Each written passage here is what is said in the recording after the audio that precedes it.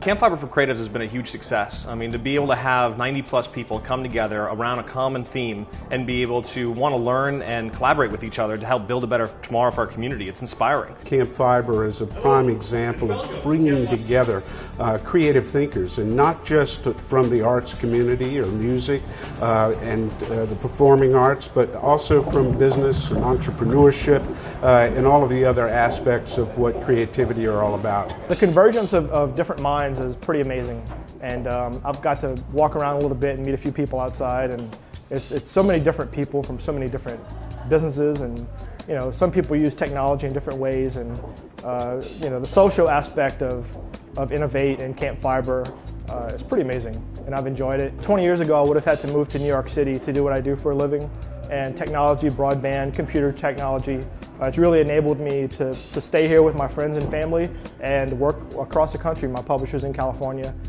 some publishers are in New York. So the freedom to be able to live where I want and work mobily, even to pack up and go sit at a cafe or work at home on the couch. It's an amazing world. There are opportunities for unique audiences of people to come together, both within the particular industry that we're focused on, creatives in this case, as well as business and technology and community professionals within the area as well. Because too often we don't get a chance to really connect with new people outside of our day-to-day circles. And yet that act of connecting with people we don't know is an act of community building. By strengthening those bonds between us, getting to know each other more, it opens up the possibility of collaboration. It opens up the possibility of being able to work together to do something beyond what we can do as just individuals. I think it's helpful, you know, because one of the things we do tend to do with technology being so easy is we sort of hibernate a little bit. You know, you can live and work at home, and you could really become a hermit in a lot of ways. And so the concept of coming out and being social and meeting other humans and doing human things, you know, it's really important, and it's something that's sort of been neglected a little bit in recent years. The use of technology, I think, starts in our school systems. If we can equip our students to be able to be as tech aware and tech literate as humanly possible, and so that it's not just that they're comfortable using it, but that they're thinking about how else they can use it, and really incorporating it into the fabric of how they perceive the world. That's going to give us a leg up, not just in the near term, but looking down the road. It's going to be a generational kind of investment. We're looking forward to working with early adopters and leaders like that to continue pushing the envelope forward. Here at CampFiber, one of the things we're doing is we're showing how, using some of the technology that our students have created, we can utilize the bandwidth more effectively here in Lafayette than any of the other territories in the United States for such things as education and for events that can be done real time with multiple locations all simultaneously, having students be able to participate collaboratively. One of the things I do like to do when I'm teaching these classes is to help the kids start to think about their careers when they leave school.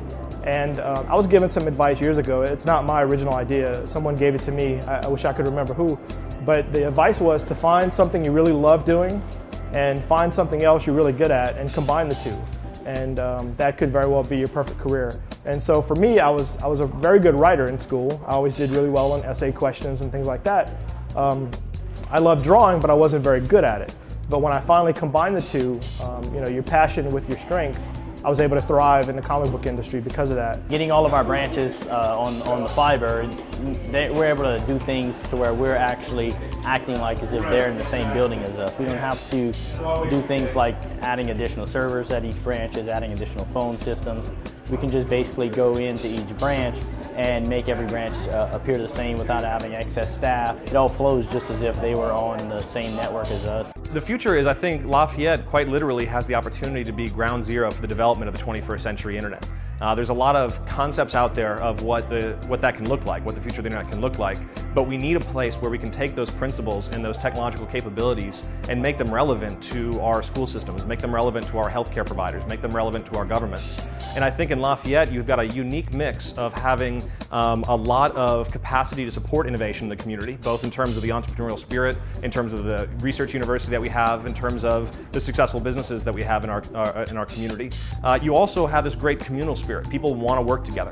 And we're in a size of a community that is big enough to have the resources of a big city, but small enough where you can actually get everyone around a table and actually be working together to collaborate. And I think that's going to be our unique advantage that we have as we go out and through FiberCore promote our community to the top technology companies across the country and even around the world to say, hey, as you guys are developing your technologies and you need a place to come bring them into the market and bring them to the real world, start with Lafayette, Louisiana.